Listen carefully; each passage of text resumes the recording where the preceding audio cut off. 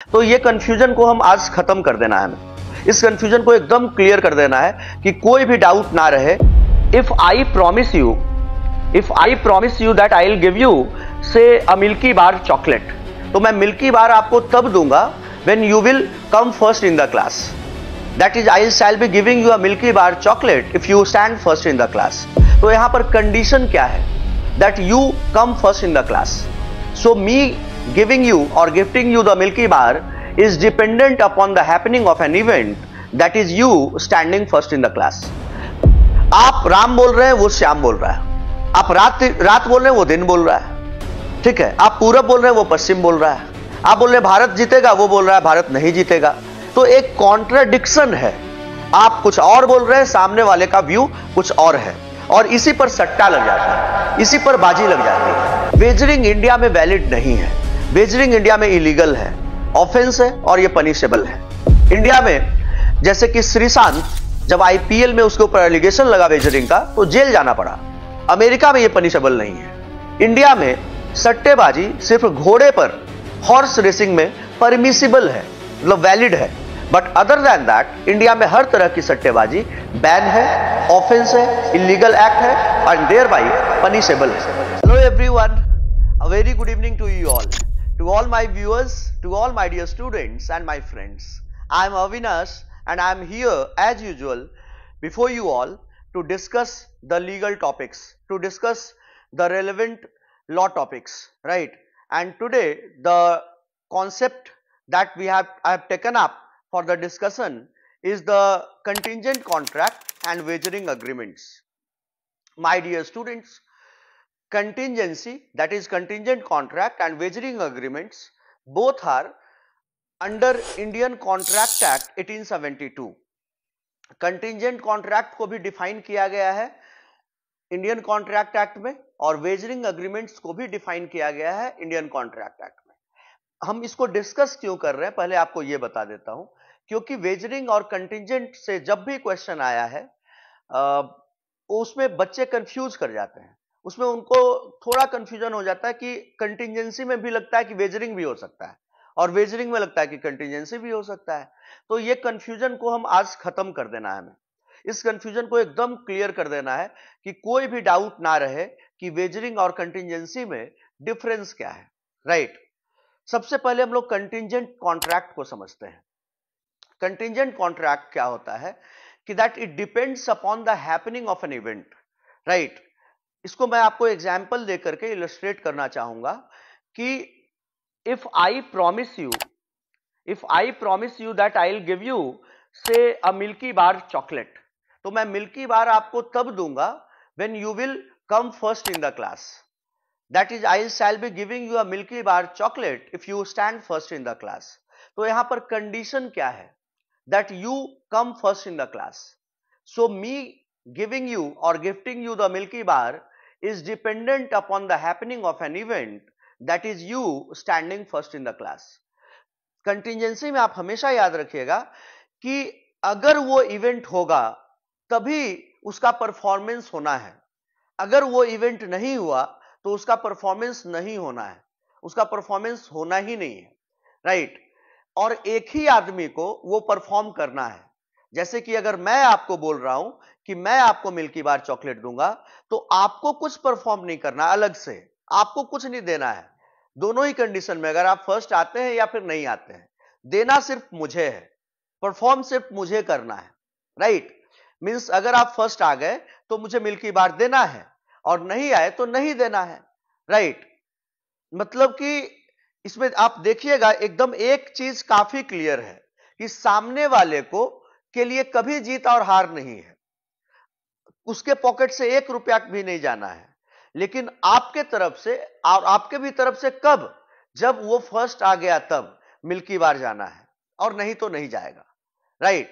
लेकिन वेजरिंग में ये नहीं होता है, क्योंकि वेजरिंग में अपोजिट व्यूज है, कॉन्ट्राडिक्टिंग व्यूज है। आप राम बोल रहे हैं, वो श्याम बोल रहा है। आप रात बोल रहे हैं, वो दिन बोल रहा है। ठीक है, आप पूरब बोल रहे हैं, वो पश्चिम बोल रहा है। आप बोल रहे हैं भारत जीतेगा, वो बोल रहा है भारत नहीं जीतेगा। तो एक कॉन्ट्राडिक्शन है। आप कुछ और बोल रहे हैं, सामने वाले का व्यू कुछ और है, और इसी पर सट्टा लग जाता है, इसी पर बाजी लग जाती है। वेजरिंग इंडिया में वैलिड नहीं है, वेजरिंग इंडिया में इलीगल है, ऑफेंस है और यह पनिशेबल है। इंडिया में जैसे कि श्रीशांत, जब आईपीएल में उसके ऊपर एलिगेशन लगा वेजरिंग का तो जेल जाना पड़ा। अमेरिका में यह पनिशेबल नहीं है। इंडिया में सट्टेबाजी सिर्फ घोड़े पर, हॉर्स रेसिंग में परमिसिबल है, मतलब वैलिड है, but other than that India में हर तरह की सट्टेबाजी बैन है, ऑफेंस है, इलीगल एक्ट है एंड देयर बाई पनिशेबल है। वेजरिंग में जैसे कि अगर अभी एक्स और वाई में यह बाजी लगे कि एक्स बोल रहा है कि भारत जीतेगा, तो वो बोल रहा है कि भारत नहीं जीतेगा, तो दोनों में जैसे व्यूज का अंतर आया तो दोनों बाजी लगा लेते हैं। वो बोलता है भारत जीतेगा, तो बोलता है कि भारत नहीं जीतेगा, तो बोलता है कि ठीक है, अगर भारत जीतेगा तो मैं तुम्हें 1000 रुपए दूंगा, और ये बोलता है कि अगर भारत हार गया तो मैं तुम्हें 1000 रुपए दूंगा। दोनों में बाजी लग जाती है।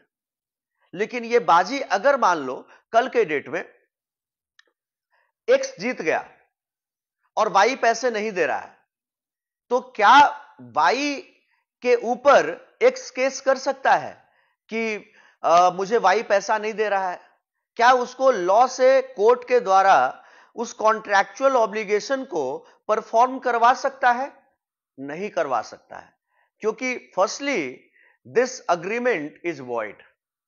इसका कोई भी वैलिडिटी से कोई लेना देना नहीं है। इंडिया का लॉ इसे एक इलीगल एक्ट मानता है और इसको बैन किया है, प्रोहिबिट किया है।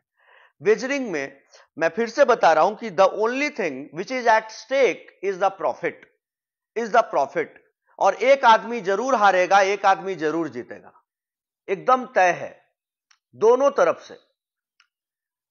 कंटिंजेंसी में ऐसा नहीं था, कोई हार जीत नहीं है, और सामने वाला को जो चॉकलेट ले रहा है उसको तो हमेशा या तो मिलेगा या तो नहीं मिलेगा, उसको कुछ देना नहीं है।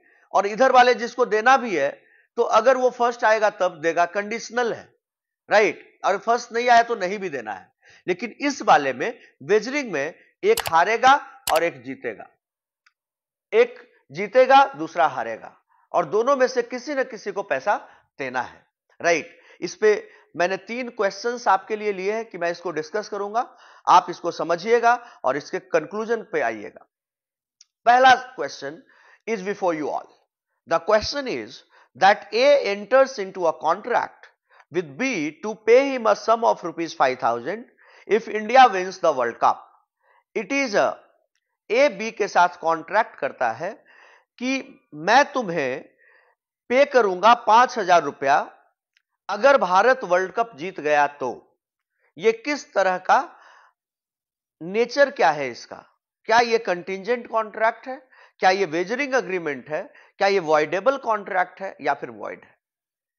Answer is contingent. यह कंटिंजेंट है क्योंकि it depends upon the happening of an event. सामने वाले ने कुछ बाजी नहीं लगाया है, बस आपने बोला है। That is, it depends upon the happening of an event. That is, if India happens to win the world cup, he will give you 5,000 rupees। कहीं कोई डाउट नहीं है। दूसरे सवाल पे आप आ जाओ। Mahesh entered into a contract with Suresh to pay him a sum of ₹5,000 if India wins the World Cup, while Suresh to pay ₹5,000 to Mahesh if India did not win the World Cup. It is a which kind of agreement और contract? देखिए इसमें contradiction है। 5,000 हार और जीत, अगर हारेंगे तो 5,000 देंगे, जीतेंगे तो 5,000 लेंगे, ठीक है। तो यहां पर कॉन्ट्राडिक्शन है, अपोजिट व्यूज है। Only thing at the stake is profit. तो यहां पर यह किस तरह का अग्रीमेंट होगा? वेजरिंग अग्रीमेंट होगा, कोई डाउट नहीं है। तीसरे क्वेश्चन पर आ जाइए।